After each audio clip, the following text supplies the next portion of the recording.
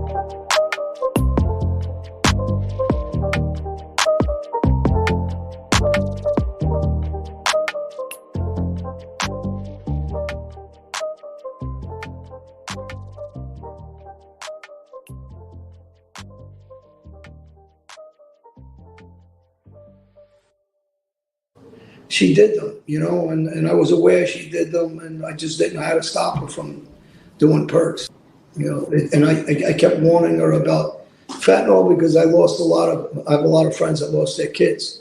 So I'm part of that club now. And I used to beg her, you know, and tell her, please stop taking them. You don't know what's in them. In my daughter's case, is she didn't OD. For people that don't know the story, she was murdered by fentanyl. This is a picture of my daughter for the people who never seen her.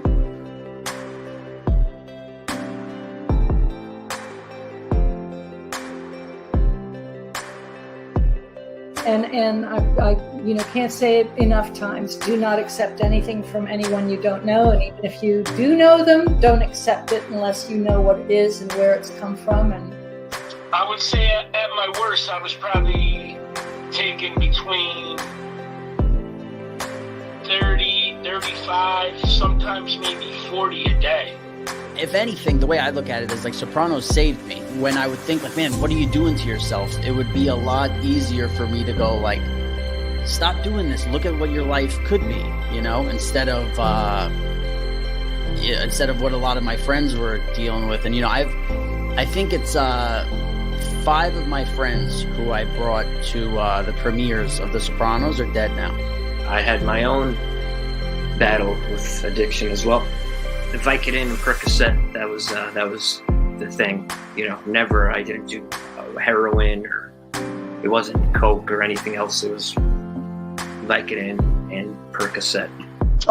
You know, by 2005, I was a full-blown heroin addict and a crack cocaine addict.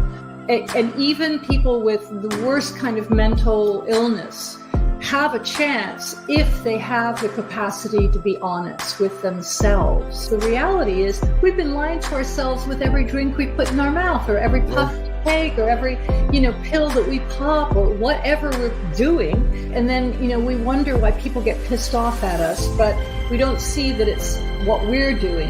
It's not my mother, my father, my brother, my uncle, my sister. No, it's me too. The consequences are too severe for me. You know, the damage I've done to my health, it's a fucking miracle. Nothing short of a miracle that I am still alive. So, if I can do it, any of you can do it. When people suffer from alcoholism or drug addiction, there must come a moment when your life totally crashes. For me, that moment came when the pain was too great and the consequences were too profound. Only then did I decide to change. Recovery and sobriety is all about change, and for me, it started when I woke up in a grimy hotel room in a shitty little town in Pennsylvania. And so, if you want a new life and start a new journey of a lifetime, you've come to the right place. You want to drink? That's your business. You want to stop drinking? That's our business. Welcome to Recovery Tube. Hey guys, how's everybody doing today? All right, so I'm ready for an A&R show. I was watching something that's pretty depressing before I started this show. I was watching a documentary Vice did on trank dope. And boy, did that raise a lot of questions for me. A lot of things I'm going to be asking you guys about. Let me see. We don't have many people here right now. Just Miss Can't Be Wrong, No Ma'am, Tom Sheehy, Campbell Soup, Sally. That's it for now. At least in the chat, we got 20 people watching. Oh man, let me see here. No Ma'am. Really, you're taking yourself off a pain med, even with cancer, huh? I got to give it to you. You're a strong woman. That's got to be difficult. I've got Narcan being a pain patient. I've got nose spray and an injectable one. That's good. That's good. I was just watching, like I said, the Vice documentary about the trank dope. And they were showing this drug dealer, which, this blew my mind because usually when they have drug dealers on these documentaries, they'll have like a bandana over their face or some sort of fucking mask or something. This woman just had her whole face out there. And they were showing her cooking fentanyl. And the process and how long it takes and all this stuff. And I got to tell you the truth, even that surprised me because I thought fentanyl was just fentanyl. I thought it just came that way. I didn't know there was such a thing as cooking fentanyl. But that's what she was doing. She's adding food coloring and everything, so people can differentiate between different dealers' dope and everything. And they were talking about trank dope. Like, I guess this dealer, what she'll do is she considers herself an ethical dealer. She doesn't believe in putting benzos in her fentanyl. Okay. But if she sees somebody who's suffering from some sort of trank dope addiction, she'll basically bring them home and let them stay there and try to help them. Very bizarre. Very bizarre. This woman's philosophy. I don't know, but that's how she does things. She thinks that makes her an ethical dealer, whatever. But watching this thing, when they were talking about the trank dope itself, like they went into Kensington, of course, of all places. That's where they always wind up. And they, I guess they have this thing called Savage Sisters or something like that. Some organization. They'll go out once in a while to Kensington. They'll maybe check out people's wounds and stuff, dress their wounds for them. They provide like hand sanitizer and clean needles and stuff like that. And I guess they just look around to see who needs help and they try to help them. But the things you see, oh, no, ma'am, you're probably on the Recovery Tube channel. That's why you probably got to go into the Addiction and Recovery, the Fat Bald-Sicilian channel. And I don't think anybody's commenting anyway, because I don't really see any comments. So anyway, there were all these people that, have lost fingers and toes and their feet and hands are just rotting away. And one of the guys was talking about how it was an older man, much, much older man. He looked to be in maybe his 60s. And he was half unconscious while they were talking to him. And he said that the way it works, it just causes abscesses everywhere. He said he doesn't even shoot up in his hands, but he has abscesses all over his knuckles and stuff. Unbelievable. And what it made me think about is the strength of addiction, man. How strong it is. Imagine you're losing appendages, limbs in some case, and you just keep going. It's not enough yet for you to go get help. I'm listening with interest. Well, thank you, Sally. We did have somebody here for a while, Chris Archilla. I think he was doing trank dope and he lost a leg. But I think, obviously he got help because I believe he's clean now. It's just a testament to how strong addiction is that these people are all over Kensington. And let's be honest, they're everywhere. It just focuses on Kensington because that's like where Philadelphia sent all its drug addicts to die.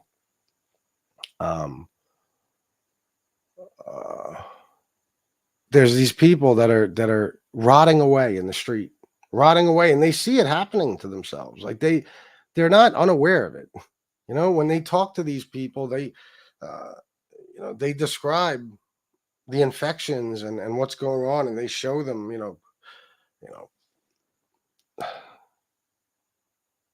their legs and their feet and their hands and their arms and everything, all these different parts of their body where the flesh was basically eaten away. I know this sounds, maybe I'm getting a little too graphic, but I don't know how else to explain it.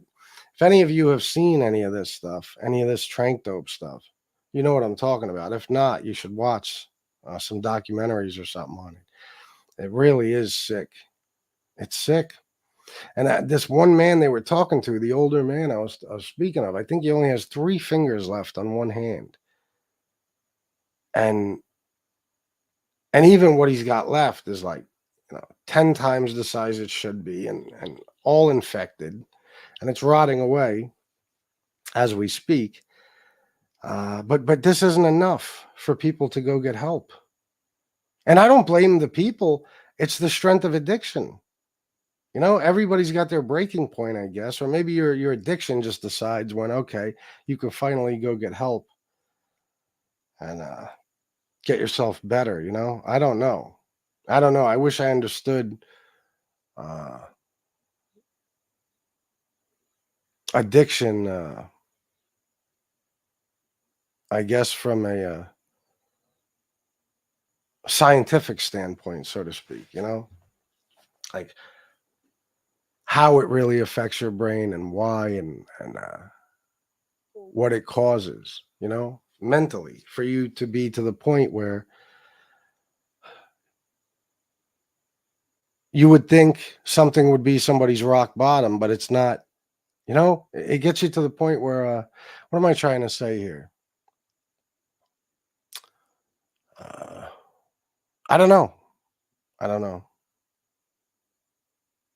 I guess I don't understand how people can be to that point. Like for me, my story. My story is it's not like anything like this. I mean, I woke up in a hotel and I was with a girl and I just was going through withdrawal and I decided it's time to get help. I hit my breaking point, but these people, addiction will take everything from you. Usually you'll lose, you could lose your home, you could lose your money, you can lose family, you can lose friends, but we're talking about losing body parts. And they're still out there. And their main priority is getting high. So I wish I could understand what it is that happens to people's brains when they become addicted to something that keeps them in that cycle where they never get to the point of saying, okay, enough is enough. And instead they wind up dying on the street.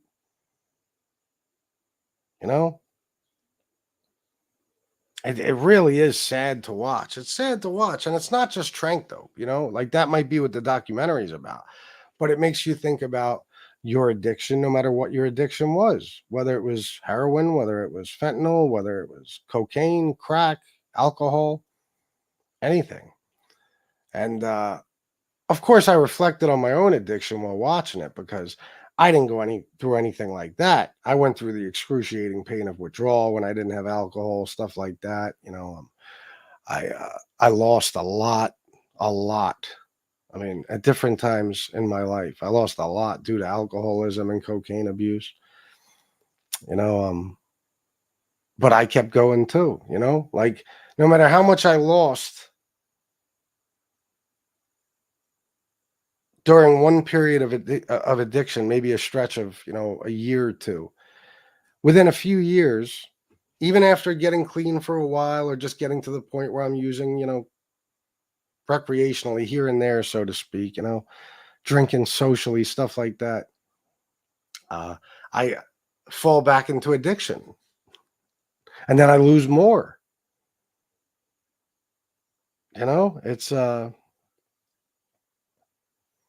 It is truly, like I said, a testament to how strong addiction is.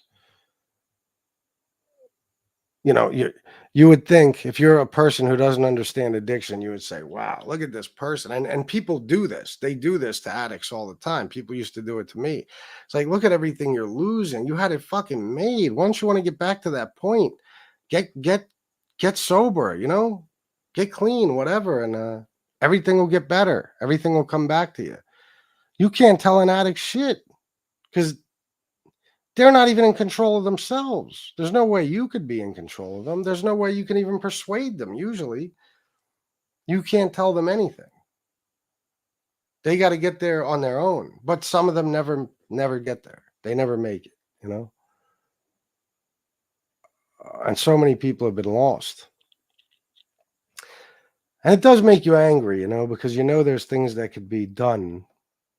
There's ways, the government, or whether it's local, state, federal, there's things they could be doing to help. There's, they could provide money for, rehabs and detox centers and all types of shit.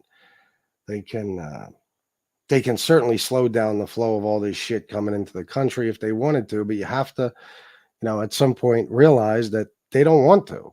They have no desire to slow it down or stop it. I mean, Philadelphia is a prime example. Like, what they've done in Kensington, what they've done is they made Kensington the spot to go, where you can use right out in the open. Nobody will bother you. Drug dealers roam free, and you can buy whatever you need from those drug dealers. Nobody gets in trouble. They've made it legal. It's like Amsterdam, okay? They've made drugs legal, drug use, drug sales, everything in that part of Philadelphia.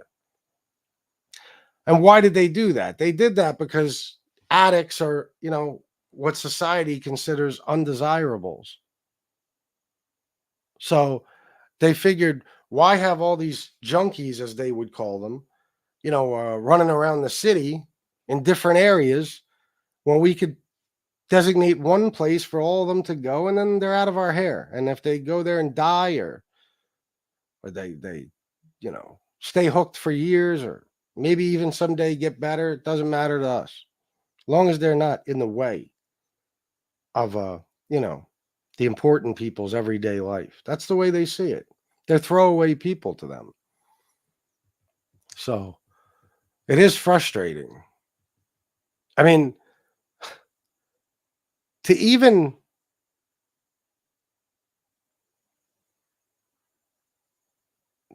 have to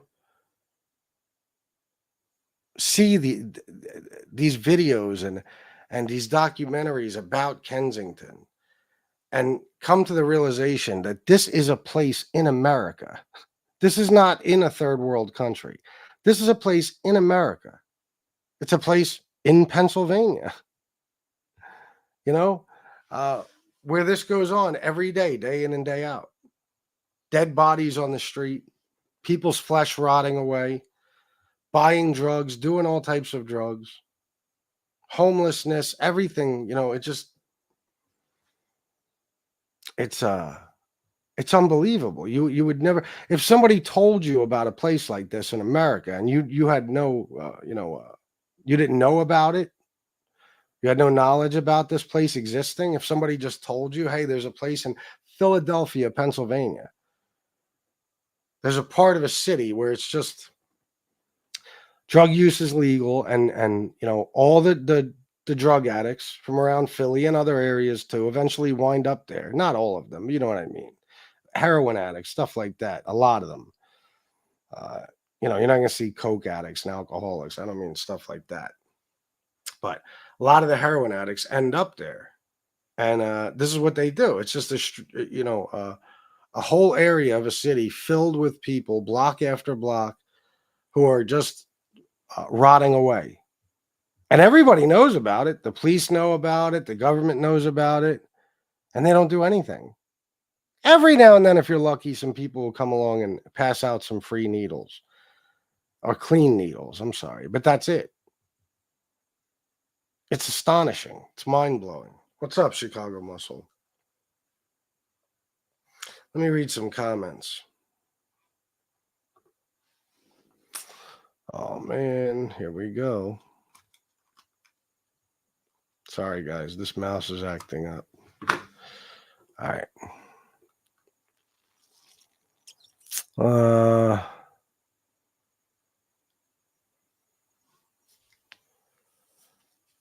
Tom Shee said, all dope, alcohol can be the worst. Oh, without a doubt. Without a doubt. Especially combined with marching powder. You got that right. Sometimes I like being numb. Sad to say, numb and out of pain. Well, but your situation is different. That's entirely understandable. You know? It is. Always no, ma'am. I hate that word junkie, and I've called my ex-husband that because he turned to heroin years ago. Now he is clean, and I have gotten sick. I told him I forgive him. I'm not going to keep suffering.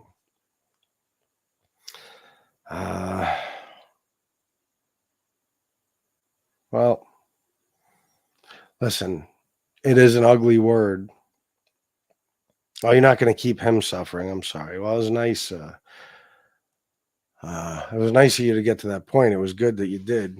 But as far as that word, I use it too sometimes as a way to insult people, certain people. I know I shouldn't.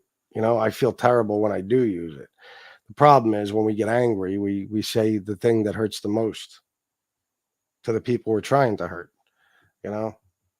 But I understand because in the beginning, if you remember on the addiction recovery shows, I used to be very much against the use of that word, period. But I'd be a hypocrite to say anything now because I use it every now and then. Except when I do, it's not like I'm putting a label on an entire group of people who may be addicted to one substance or another. It's, you know, I use it as a way to hurt a specific individual, which doesn't make it better, but it is a horrible word.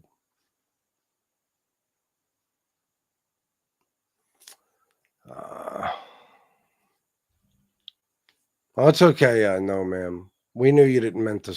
We knew you didn't mean to spell herpin. You meant heroin.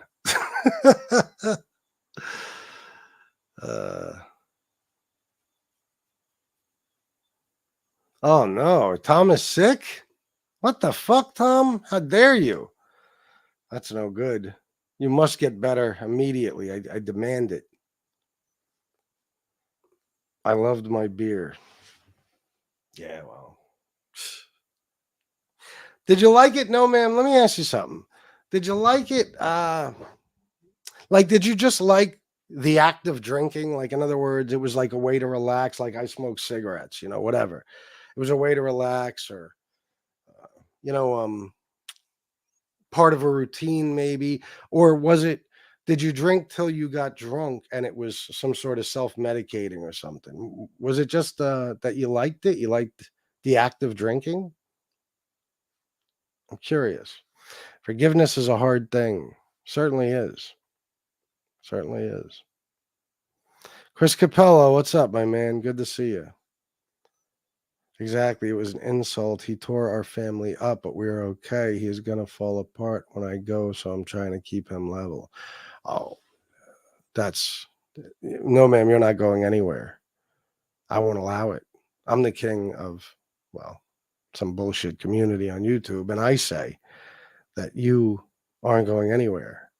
And I call the shots. So believe me, think positive and remember, FBS said you're sticking around. Chicago Muscle, I am a self-admitted former junkie, but after 30 years clean, I don't mind being called the word. I was one, now I am not. I am a former. Well, yeah, that's because I think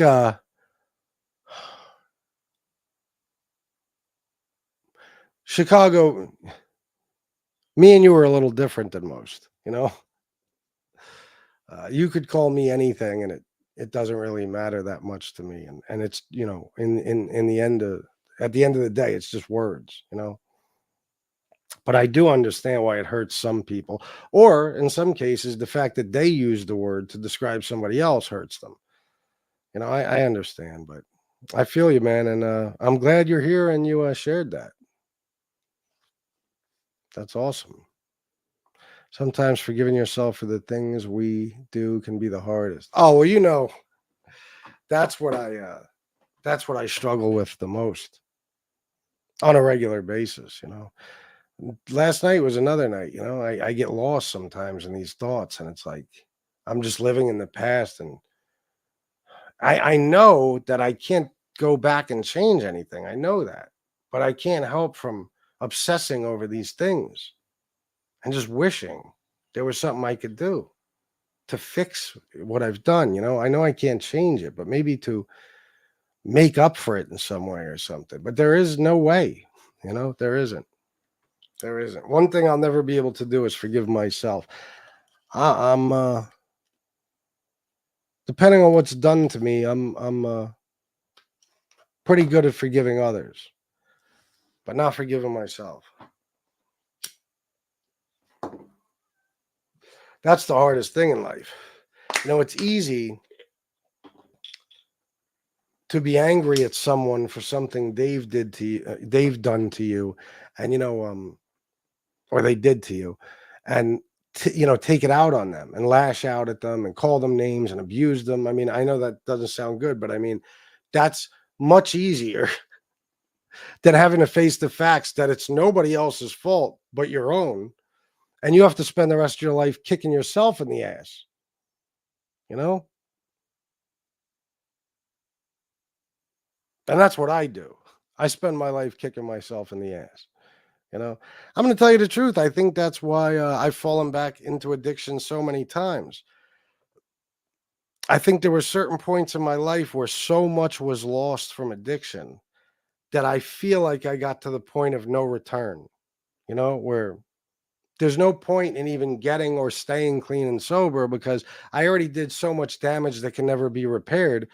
You know, why even stick around? You know, sometimes, or who cares? You know, like, uh, why even try or put in the effort to stay clean and sober when you've already ruined so much? You might as well just go all in. That's not the right way to think, but that's the way I think that I thought throughout my lifetime, you know, with addiction on, you know, many different, with me, it was always maybe a year or so of using, 2-3 years of using, then a couple of years of relative sobriety. And, you know, so I think a lot of the times where I went back to using, that's the way I justified it is, well, so much has been ruined already anyway. Who gives a fuck?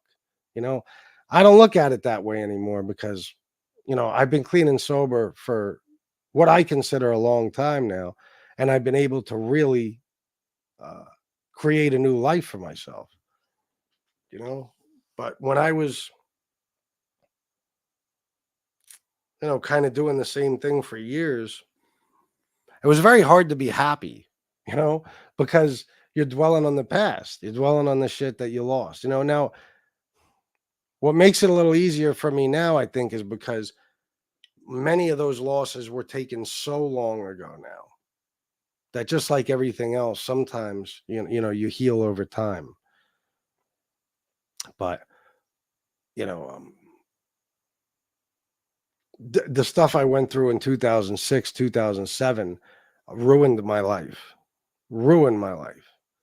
And even when I was doing well again, 2011, 2012, as soon as I saw the opportunity, I went into self-destruct mode and I fucking, you know, I started using again and selling coke and everything else. And well, that's the point. I started trying to sell coke, but if you're a cocaine addict, you know what the expression I used before, a monkey can't sell bananas. So I kept myself in active addiction by insisting on selling cocaine to make a living. And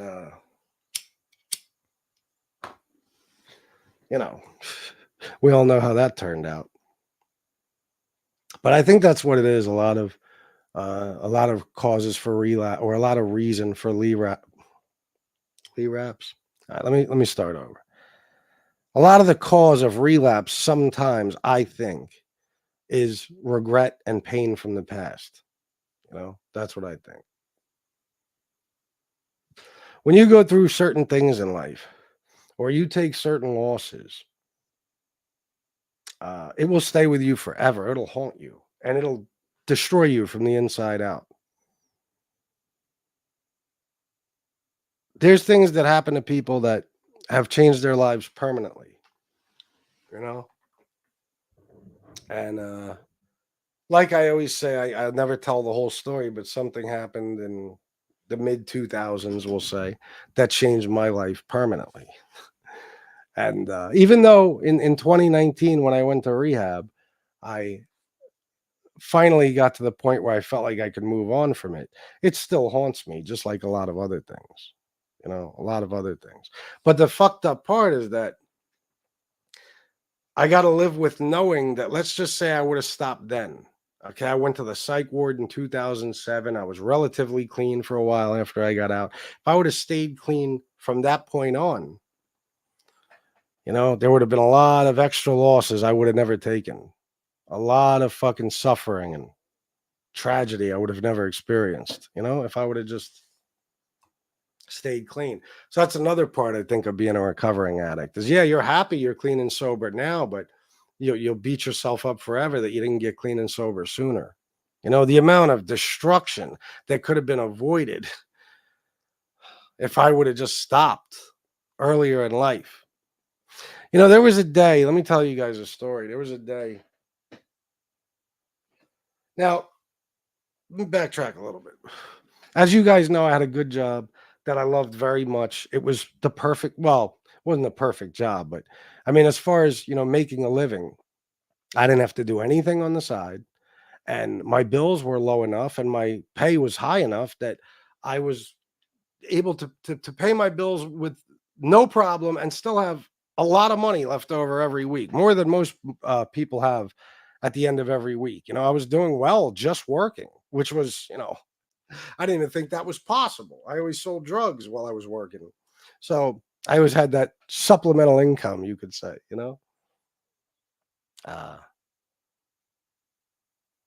but life was fantastic. It really was good. It really was. I was working my ass off. I was working all the time, but the things that were going on in my personal life were terrific. I don't even think I realized at the time how good things were. But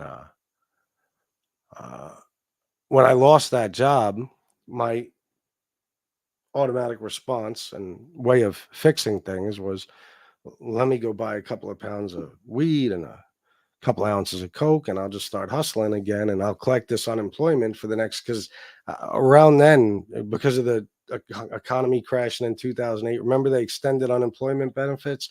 You could get that shit for like 18 months. So that's what I was doing. I was getting like $600 a week in unemployment, and then I was just I was hustling, and my bills total were probably, with my rent and everything at the time, I don't know, $1,000, $1,200, something like that. So I was doing okay. I was like, why? I did. Don't get me wrong. When I first lost the job for about 2 weeks, I fucking went everywhere I could trying to find another job. I went to job fairs, I went to temp agencies, everything, but there was nothing that was even comparable to the job I had. And rather than saying, well, listen, I'll take what I can get, I said, no, I need to make as much or more money than I was making. And I can't seem to find another job doing that. So I'll go back to what I know. So anyway, you guys know that story. I started out selling. I wound up using, not long after I started selling it, you know, and there was one day, maybe like 6 months after I lost my job, where I woke up desperate, kind of like I did in the hotel in 2019, but even worse. The withdrawal was so severe and I had no fucking alcohol. See, that's the thing. You need that little period of sobriety and misery sometimes to hit rock bottom. Because if I would have woken up in that withdrawal and then took a couple of swigs off a bottle, I would have felt better. And, you know, it would have never even occurred to me to try to get help. But that day, I had no liquor. I had no beer. I had no nothing. And I was suffering. And I called crisis intervention. This was 2012. I called crisis intervention. And I told them, I need to get into a facility today. Today, just like I did in 2019. Well, I had my mom call, but, you know, in 2019, she called for me. But I told him I need to get into someplace today. Because the reason I said today is because you know how it goes. Like I said, once you get what you need, you ain't got to go to rehab no more. You're fine. You know, that's the way you see it. You can keep going. So I wanted to get myself into a facility before that misery went away, before I got my hands on another bottle or whatever. So they called me back after maybe an hour or so, and they told me they had a place for me. They're working on all the details and shit, making sure that I'll definitely have a bed and I can go in that day. And they said they'd come pick me up and take me there. I think it might have been White Deer Run in Lancaster. I can't remember. But I was like, good, thank fucking God. I even, you know, I made some phone calls to people to let them know, you know, certain people I needed help from while I was gone. You know, I still had my apartment. I had things going on in my life. And I was all ready to go. And they call me back and they tell me I can't go there because at one point in my life, I was diagnosed as bipolar. Okay. So, I need a dual diagnosis facility. You know about this. If you have any sort of mental health issue, along with your addiction, then you can't go to a regular rehab, which, by the way, this again will make me angry until the day I fucking die. Will keep me angry. I've been pissed off ever since. Okay. They told me because of that, they don't have a facility for me. You know, at least not that day. I'd have to wait. And they told me it could be a week or two till a bed opens up somewhere. So, you know, within a few hours of that phone call, I had a nice bottle in my hand and some Coke, and I was doing just fine. And I stayed addicted for another, 2.5, 3 years? Shit. Till I went to jail in 2016. So 3 or 4 years, you know? And that was it, you know? And I didn't wind up getting clean until 2019. But if I would have gotten clean then, I don't know if I'd have congestive heart failure now. I don't know if I'd have half the health problems I have now. I know for a fact that certain things in my life that were ruined over the next, you know, you got to remember, I got clean when I went to jail, but within like a year of getting out, I was using again, and I was in the hotel and all that horse shit.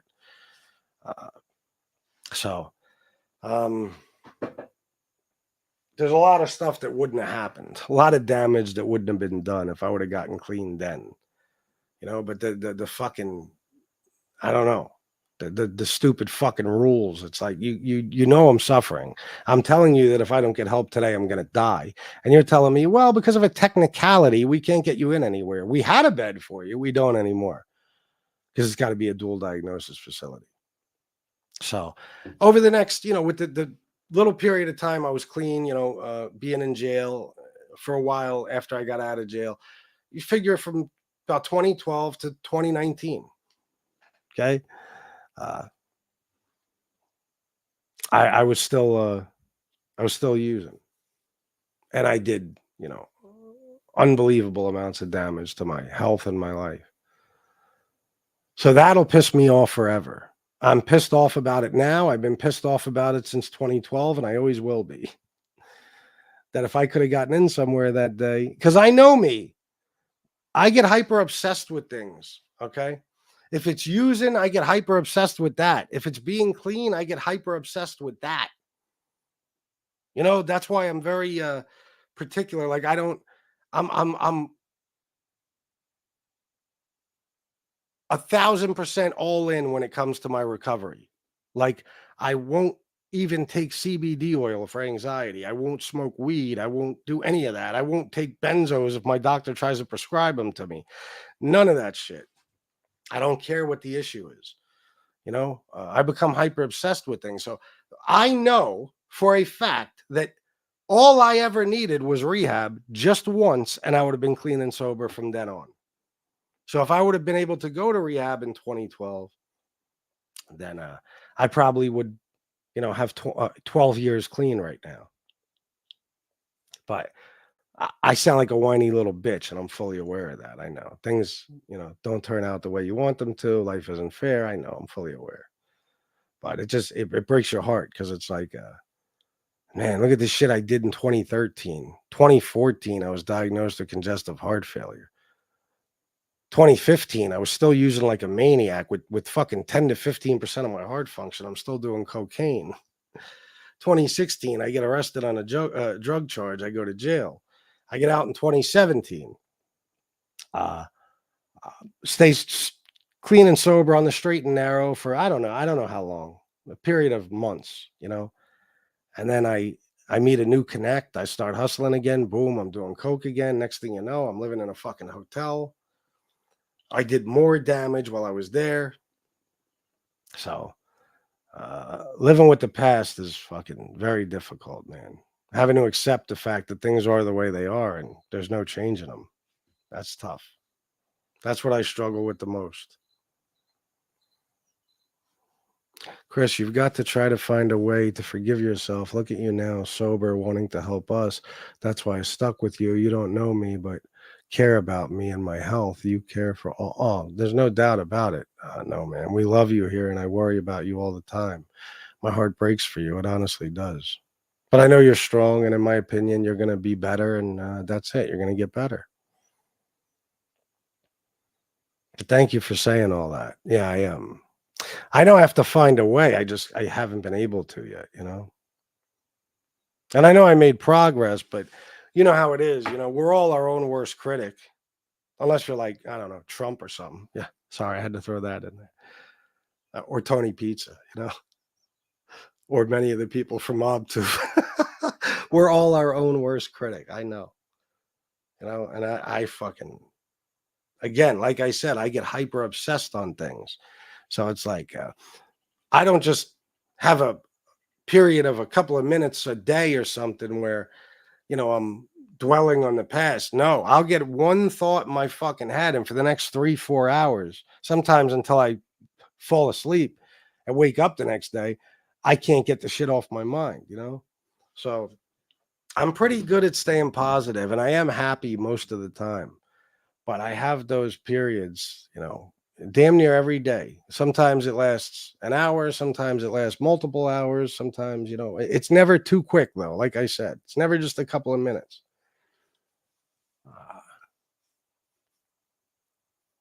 And I just get fucking, I get down, I'm like emotionally destroyed. I'll wake up sometimes after a series of nightmares, which are basically just my past that I'm dreaming about, nightmares. And I'll be fucked up for the entire day. You guys will see me sometimes. A couple of days ago, I woke up like that. I was not in a great mood. I was very down and depressed. It happens. But I told you guys, there's a part of me that feels that is my punishment for all the damage I've done. So I'm willing to deal with the pain from it because I feel like I deserve it, you know, and there's no uh, there's no reason that I shouldn't have to deal with it. You know, I caused other people pain. Now it's time for me to suffer because of it. So that's the way I see it. You know, you just got to learn to live with it.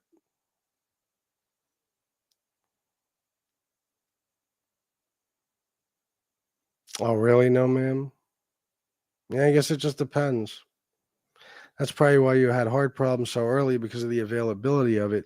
You cop 2 ounces a week. Oh, at least. Yeah. Unless I read up early every now and then. Yeah, always. I mean, there was not 5 minutes between 2012 and again, except for when I went to jail and a few months after I got out. Except for that little period of time, there was not 5 minutes where I didn't have cocaine available to me.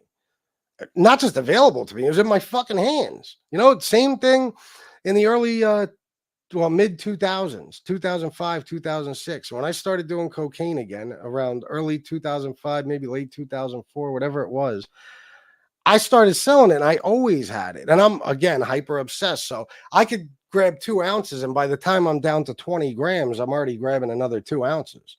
You know, there was never, I was never even going to take the chance of running out. And that wasn't even just because of use, that was because of sales. You know, you run out, you can't make fucking money.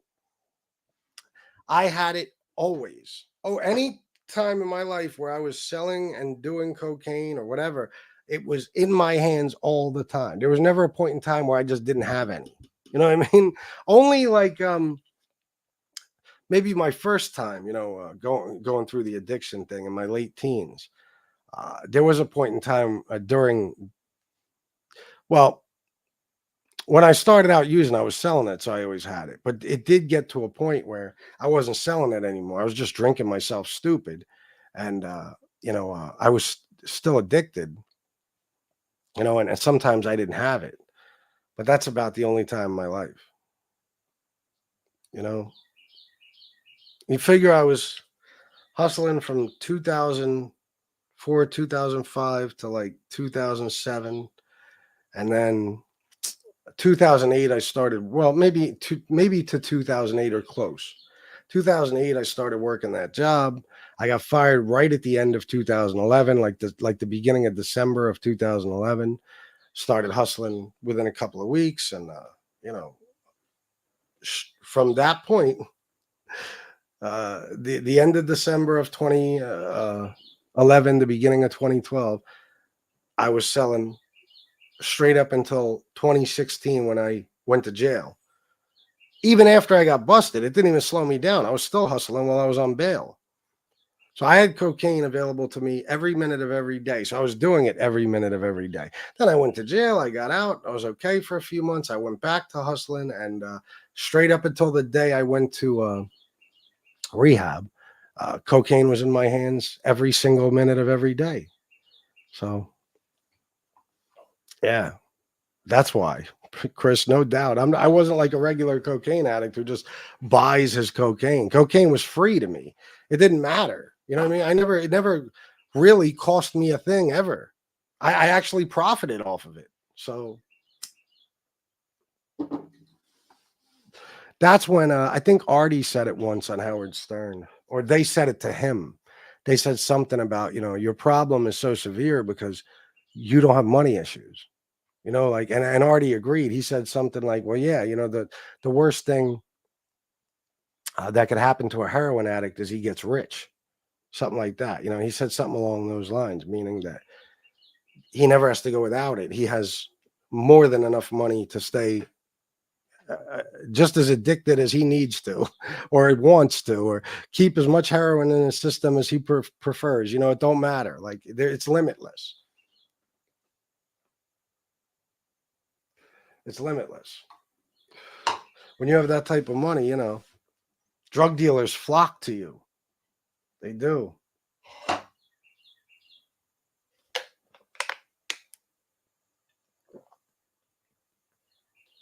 In the song Things Change by Eminem, there's a line where he says, drug dealers hang around me like yes men.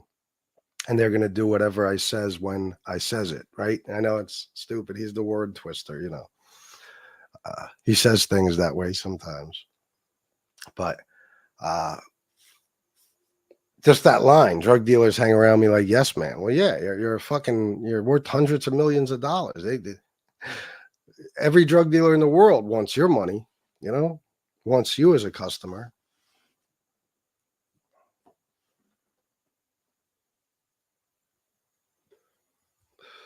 That's what they say. After that line, drug dealers hang around me like yes man, and they're gonna do whatever I says when I says it. It's in their best interest to protect their investment.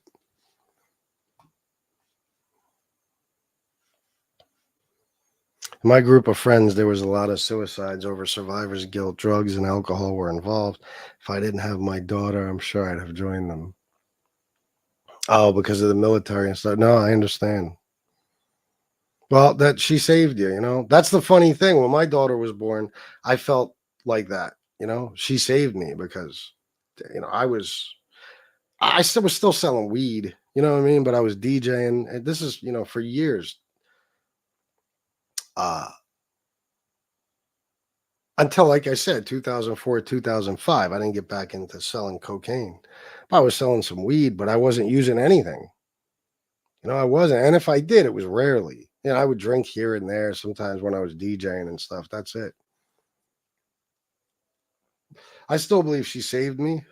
Probably would have been dead a long time ago without her. But unfortunately, I didn't do what a lot of people do. You know, a lot of people I have a lot of respect for that have the strength to do it. You know, as soon as they have a child, they quit everything that's bad for them. They quit smoking cigarettes. They quit drinking alcohol. They quit doing any type of drugs. I know motherfuckers that stopped riding motorcycles when they had a kid. You know, that's a great parent. Unfortunately, I wasn't a great parent, you know, apparently, because I didn't stop everything the day she was born. Withdrawal can be a great mental tool to prevent relapse because, face it, do you want to go through withdrawal again once you're clean? No, of course not. And yeah, that's why it can be a great mental tool. It'll, like I said, you know, it's when you're suffering that you're willing to get help, because it's like, okay, there's only two things that are going to fix me right now: more of whatever substance I'm using, or medical attention. You know, some sort of medical detox. So that's when you're ready to get help, you know? So that's what pisses me off to this day, is that I'm fucking sorry, okay? But as far as I'm concerned, the government has always allowed the drug problem in this country to be just as bad as it is, okay? Because you can't tell me it's fucking the United States of America. You can't tell me our government couldn't bring this shit to a screeching halt if they wanted to, okay? Or at least slow it down. Seriously slow it down. So there should never be a situation where somebody, no matter what town, city, or state they live in, there should never be a situation where he or she calls for help and they don't have a bed for them. Fuck that. No, because they need help right then and there. And if you don't get them help then, or they're not able to get help then, it might be fucking, they might either drop fucking dead, or it might be years until they're at that point again, you know? So if they wanted to help the situation, they would. They have no interest. It's population control. Yeah, exactly. Yep. I just recently found out that I really hurt someone bad, not physically, just mentally and emotionally, and I'm struggling with it big time since I was told regrets are a motherfucker. I'm sorry to hear that, bro. But I understand. Oh, and Ducks, you know, the thing about, like, I don't know, you were using opioids, you know. I don't, you know that I don't understand that high or what it causes. I don't know if it's you suffer a memory loss at all. I don't know any of that stuff. But I know with my situation with alcohol, you know, when you're a severe alcoholic, you're walking around in a blackout 24 hours a day. So there has been things I've remembered since I got clean and sober that I wish I wouldn't have remembered. So I hear you 100%. Did you, Beck? Recovery is a lifelong battle. It is. Oh, yeah, Chris. They say if you get it the first time, it's a gift. I almost lasted 2 years, my first attempt at it. Yeah, I mean, I know people that have, been to rehab 12 times. I knew one guy, he was actually the big like AA guy in all of like York City, at least. He was at every fucking meeting, no matter where it was. He was like the, I don't know how to describe him. But everybody in recovery in York City knew this guy, and everybody respected him and stuff. But he had been through 28 fucking rehabs, 28 rehabs. Now, he became huge into AA. Like I said, he helped a lot of people, but eventually, he died. And when he died, it was from, complications of the abuse he did to himself, or from the abuse he did to himself. Because, it's like a lot of things. We stop doing drugs or drinking alcohol and we think we're in the clear because the doctor just said we're healthy, I've had that happen in the past with my addictions, where I was addicted. I told you I had a seizure. They told me I had fucking an enlarged heart, kidney damage, bone marrow damage, the beginning stages of cirrhosis. And within a year or so, I got a clean bill of health. So it's like, I beat it. Nah, you didn't beat it. It'll hit you sooner or later. It's like anything else. Your body goes into shock. The damage sometimes doesn't occur until years or decades later. That's not a reason not to get clean, but you have to face that most likely, if you were a severe addict, no matter what drug you were on for a long period of time, then you're going to suffer some health issues because of it.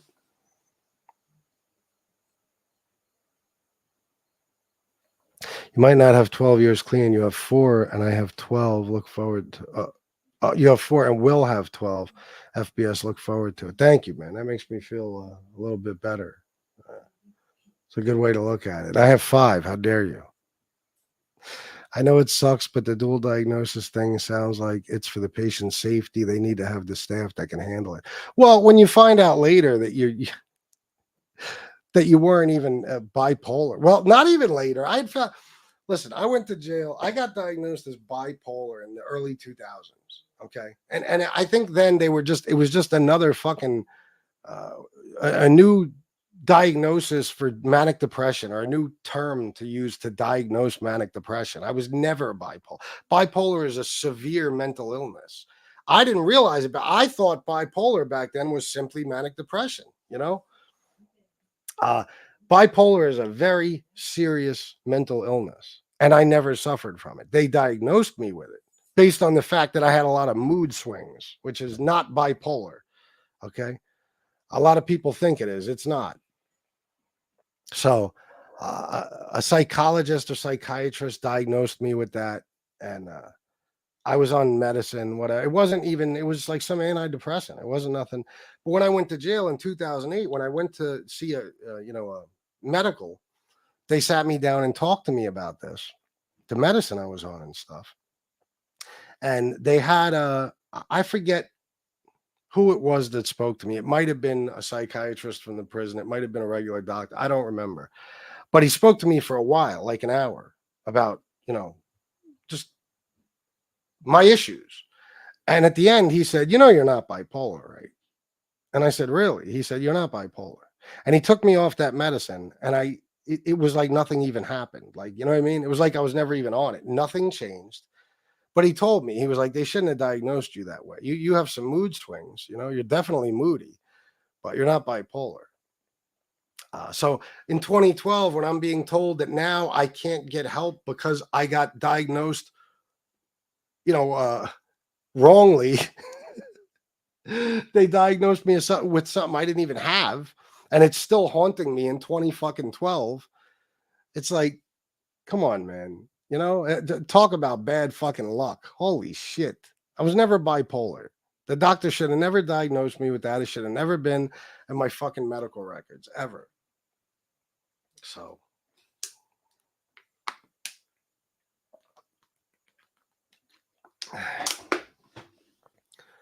That's why I was so pissed on this app. You're a good friend and people turn. Oh man, I'll start to feel violent. Oh shit. Well, means a lot to me, no, ma'am. I know you look out for me. Where's Timothy Sullivan going? Awesome show on the way to the airport in Palm Beach, working on the campaign all week. Grateful every day. I'm clean and sober. That's what's up, man. Have a good time. Travel safely and enjoy every day. Live it to the fullest, you know? Got to be grateful for sobriety.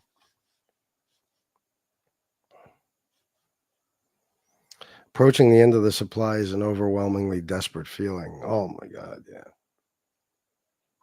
Yeah, it is.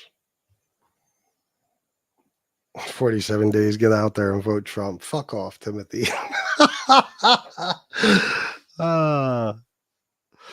Let's see. It's called Mika for short, mentally impaired and chemically addicted, but could have changed. Oh, I didn't know that.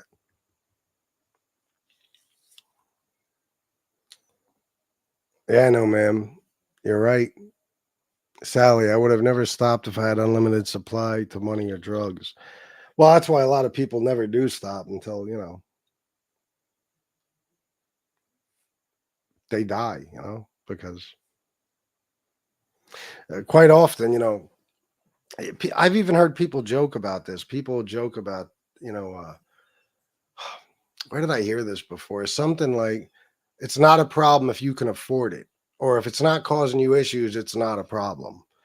You know, whether it's financial issues or, you know, family issues, whatever, but that's not the case. Eventually it will. And you might not think that it's causing you problems, but it is. Just like I said, it could be your health. It could be a bunch of different things. It could be stuff that happens years later that were a result of your fucking addiction. Who knows what kind of damage you're doing to relationships and stuff.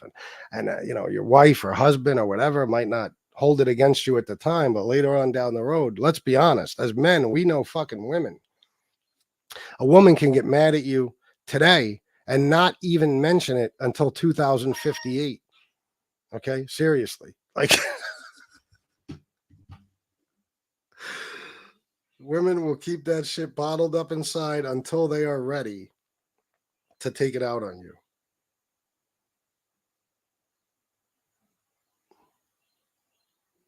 What was that alert for?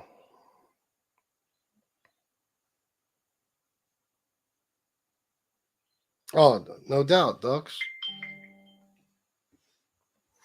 Jesse Roth, you're correct. Mood swings don't always mean bipolar. Unipolar. I didn't even know that was a thing. Major depressive disorder, and I get mood swings, typically low and low. Oh shit. Yeah, I don't know. I just I understood manic depression as, you know, sometimes you're way, way up, sometimes you're way, way down. And it comes and goes it happens like the flick of a light switch. You know, you could be in the great. I'll give you an example. My dad was like, we used to call him Dr. Jekyll and Mr. Hyde. You know, he would be on top of the world one second, and the next second, you know, destroying the house and cursing everybody out and saying horrible things to people, you know. That's what I thought manic depression was. And there's no doubt when I was younger, I suffered from that. There's no doubt about it. I would go from super high highs to super low lows. You know, I'd be either, you know, thrilled and euphoric or completely and totally fucking miserable. And I believe I might have even been diagnosed, you know, way, way back in the day as a, you know, manic depressive disorder, something like that. But then all of a sudden it became bipolar, except bipolar isn't that. There's a lot more to it. So I don't know.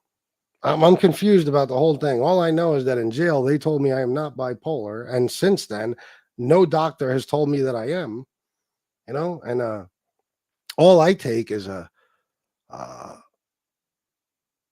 far as antidepressants is the trazodone. And that's really just to help me sleep. So I don't know. I was there not with heroin, but pills. Didn't have an issue with having 500 or 600 pills hanging around damn near all the time. Yeah, I'm sure, bro. Working on the level you were working at. It's dangerous, man. I feel that now. I believe when I Had a kid just under 2 years ago. It definitely changed me. It changed me too, but unfortunately, it's funny when these people say like I wasn't in the streets and stuff like that. I was so obsessed with the fucking streets, that I was drawn back to them always. And that's really what it was. It wasn't the addiction that brought me to the streets. It was the streets that brought me to addiction. You know what I mean? I always, no matter how good life was, I always wanted to be back there.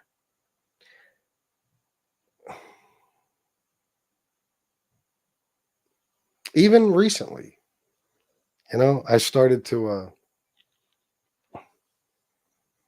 maybe enjoy being back in the hood a little too much, and I started to get some bad ideas because that's just who I am. I will always love that lifestyle, the excitement, the risk, the danger, always. So I think that might be my main addiction, for real. Because I feel alive, That's how I like to be living. I like action. I like,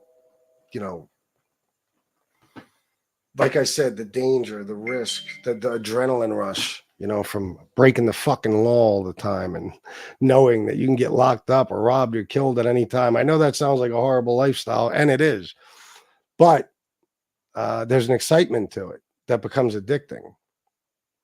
So no matter how good things were going in my life, I always was looking for a reason to go right back to the streets. That's why when I lost that job in the end of 2011, that was my first instinct. It was like, oh my God, now look, I tried to get a job for a couple of weeks. I can't get one.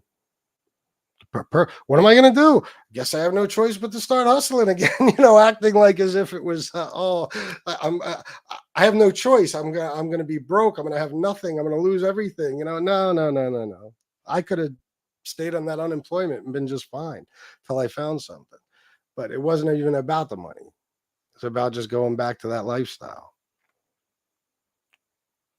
That's right. Going through changes. Talking about proof. It's my favorite Eminem song of all time, hands down.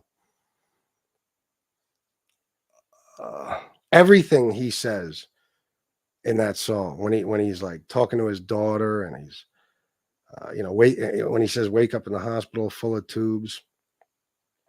What does he say? Woke up in the hospital full of tubes, but somehow I'm pulling through. I swear when I get back, I'm gonna be bulletproof. Something like that. God almighty, do I understand waking up in the hospital full of tubes? And like I said, the conversation with his daughter and stuff, not conversation, but you know what I mean? The things he was saying to her about him and her mom and all that stuff, like that song hits home. It's hard to find happiness after stopping opioids. Is it really, Sally?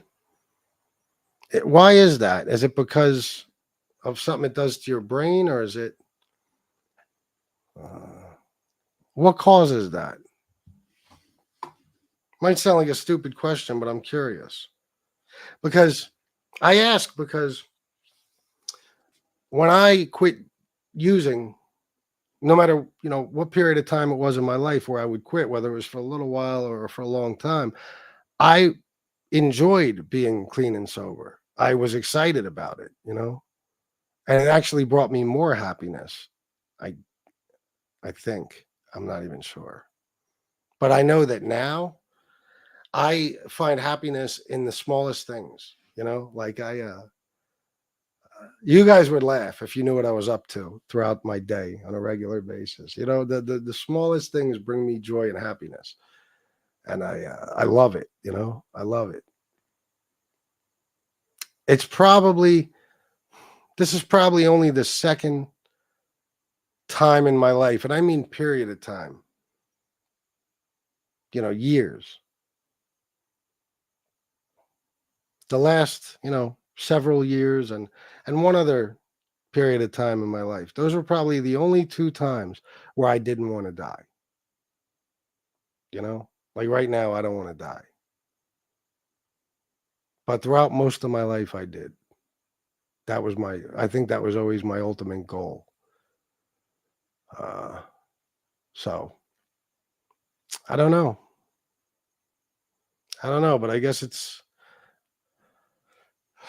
easier for some than others to find happiness in sobriety.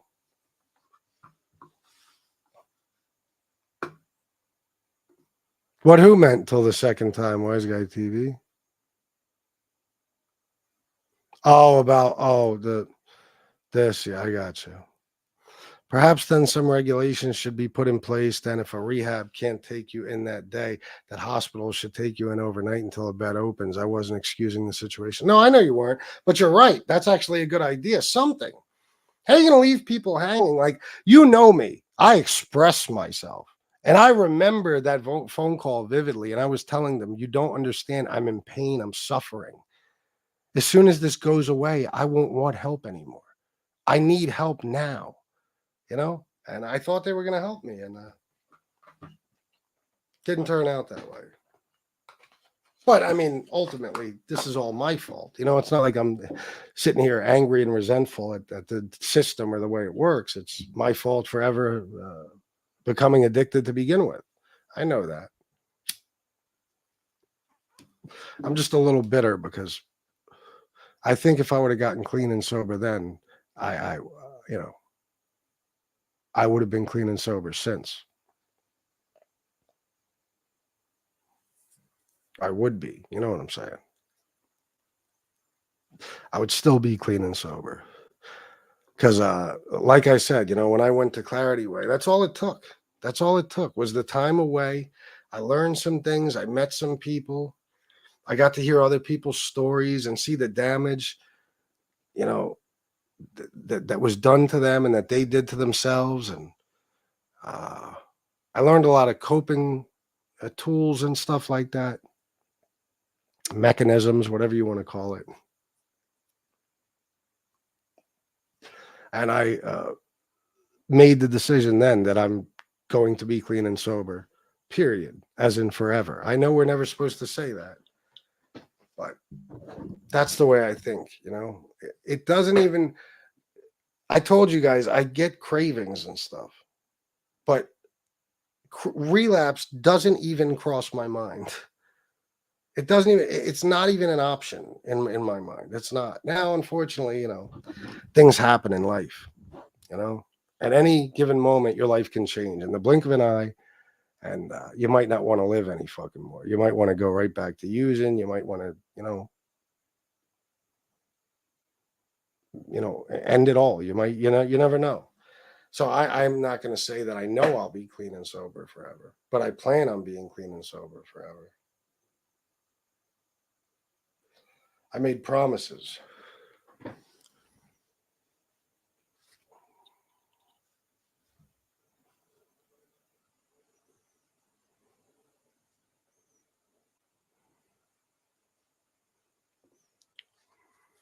The DSM is now on version 7. They keep changing the words and diagnoses. Yeah, I'm not surprised. Wise Guy TV, I think when you run hard enough, eventually it takes a toll on your mental. So even with a full supply and stack of cash, you could still be miserable. Trust me, I know. Yeah, definitely, bro. Me too, I know. Yeah, it certainly does. Huge problem. Most street people with H problems just don't have enough money to have a big habit, so they can hang around and get high for a while. It's good to see you, by the way, Farris 28. Let me read that again. Huge problem. Most street people with H problems just don't have enough money to have a big habit, so they can hang around and get high for a while. No, yeah, I know. The best thing that could happen to a fucking an addict is that they run out of resources, After long enough, the drugs don't do what they used to do, no matter how much you do, at least for me. Oh my God, without a doubt. And I don't even know with dope and stuff, but I mean, I know that it got to a point where I was doing coke just for the drain, just to do coke, just because I felt like I needed it in my system. It didn't do a fucking thing to me. I told you, it was like 2000. After I went through something tough in 2006, I started using cocaine even when I wasn't drinking. And I could do the coke was always fire, always. I had crazy connects, and I would do 2 huge lines and then go to sleep. I would do a line before dinner. I was doing coke all day. It didn't kill my appetite, didn't stop me from sleeping. Nothing. Yeah, without a doubt, Wise Guy TV. It's the action. It's another type of high. It is. I know you know what I mean, Ducks. It's that, like, I think a lot of it is, I watched my parents as I grew up, and I never wanted to be like that, because there was a lot of fighting and misery, and, it just seemed like two people who had made a deal almost, but had no desire to be together. And every day was more fucked up than the day before. There was never any happiness. And it was just a routine, fighting, making up, general boredom, like not a lot going on. And early in my life, I started living a way that was crazy. You know what I mean? I was carrying guns and shit when I was 14, 15 years old. I was doing a lot of wild shit. I was always in the streets. I was always around violence and action. And I think it was my way of making sure that I never fall into any type of routine, number one. And number two, that I never have money problems. Because one thing I saw throughout my life was my parents fight over money, or my childhood, I should say. Money. It was always, always, always money. So I decided I'm never going to be stuck in a routine, and I'm never going to go without money, which is probably why I am the way I am today with money, So anytime I felt like I was falling into that routine, it was, it was like a fucking, like a magnet, drawing me right back to the streets, because in the streets, there's no routine. There's nothing. It's all chaos all the time. Chaos and,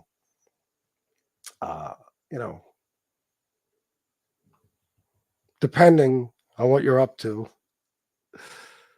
destruction, But if you're a certain type of person, you enjoy that, at least the chaos part. And I'm that type of person. I like, I don't know. I like that never knowing what's going to happen next type of feeling, And I just like, everything about the streets, like just being with friends, having your little clique, fucking doing your thing, out hustling, feeling like you're winning, you're beating law enforcement in some way. Every sale you make, everything you get away with, it's like a cat and mouse game with the cops all the fucking time, It's just there's a lot of things about it to like. In the long run, you realize that it was a knucklehead way to live, but it doesn't make it,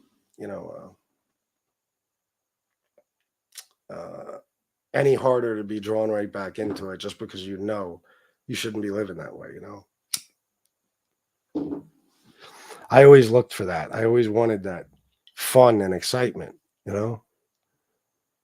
So I have a hard time. I told you, me and Dux had a long conversation a few weeks ago. I told him, I said, I'm still transitioning into this domesticated lifestyle, being around the house, doing things around the house, fucking having somewhat of a routine now. Luckily, it's not much of one. That's good, but it's still somewhat of a routine. Being in the suburbs, relative silence, there's nothing going on outside. And there's nothing going on outside, which drives me crazy. Okay, I meant that in two different ways. There's nothing going on outside for you to hear. It's not like, when you live in New York and there's at least buses and police sirens and car alarms 24 fucking hours a day. You hear birds chirp and shit.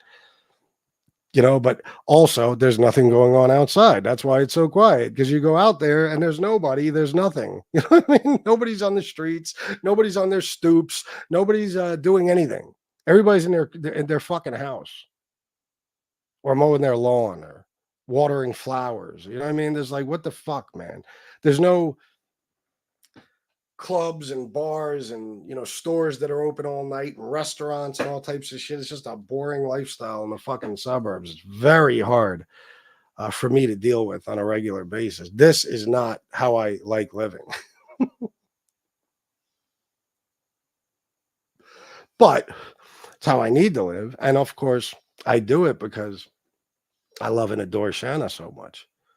If it wasn't for her, you wouldn't catch me in the suburbs, not even visiting. Wouldn't happen. Wouldn't happen. Plus, I know I got to be around for my mom and, my daughter and everything else. So I try to do the right thing, even when it isn't always comfortable. I still glamorize the lifestyle and the epic times until I think about the friends I've lost and the fact my best friend is almost out after a 22-year bid. Sobering, to say the least. Yeah, I hear you on that. Dopamine is harder to kick. Yeah, you ain't kidding. It does change the brain. I have the same problem, Sally. It's hard. They say it comes back after a long time. I guess gradually it's getting better.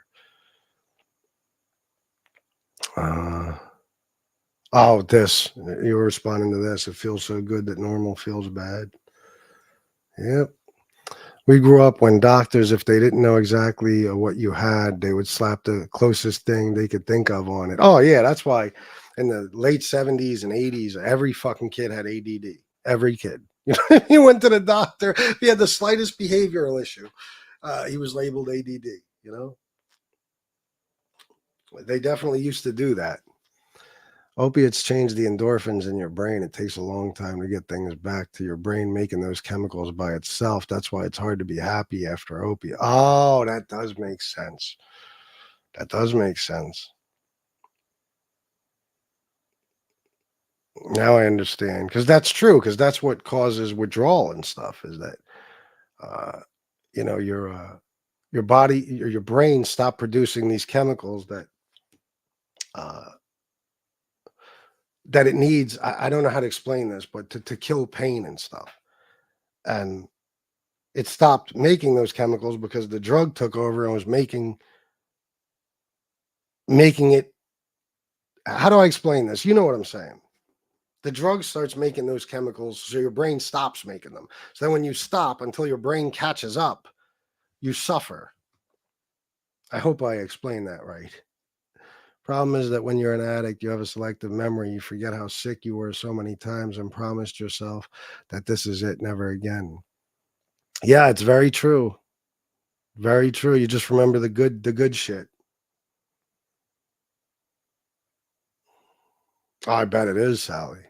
I had Miami Coke close to the source back then. That was difficult. I can't even imagine Miami Coke. I can't even fucking imagine. People that don't use drugs think that people who relapse are complete morons for going back to using. But for me, if I get the thought in my brain, I cannot remember one time where I did not succumb. Yeah, that's sad. The days when Coke would glisten and have a fish scale texture and a credit card would slide right through it. Sorry, not romanticizing it. No, I know exactly what you're talking about. Trust me. When I woke up in that hotel that day, I had fish scale. I had read up a couple of days before, and I got fish scale, which I hadn't had in years. So you can imagine, I couldn't really do Coke that day. I was suffering from alcohol withdrawal. I was waiting to go to rehab, and I wanted to do some Coke, but my heart was so out of control from the withdrawal. I knew if I did much Coke, or any Coke possibly, I probably would have dropped fucking dead. So that was hard to resist. Plus, I find out this bitch was up, cooking fucking crack in a coffee pot. Like, great. How much of my fucking Coke did I give you? Oh, you told me I can cook a ball. Oh, is that right? Great. That's awesome. Very, very lucky I never fucked with coke. Yeah, definitely, bro. All right, guys, I'm going to get going. I hope you all enjoyed this show. I think it was pretty good.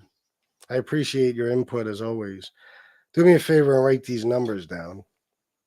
National Addiction Hotline, Suicide and Crisis Lifeline. Go to nextdistro.org to receive your free Narcan. Okay, you fill out the little, you watch the video, you fill out the little test, give them your information, and boom, they'll send you 4 Narcan in the mail. And if you use those, they'll send you 4 more. So please do that. And everybody have a great day. I will see you guys. Probably at 5 o'clock or 6 o'clock on the No Magazone, because I think today's going to be a politics show, but maybe not. We'll see. I love you all. And until next time, salute.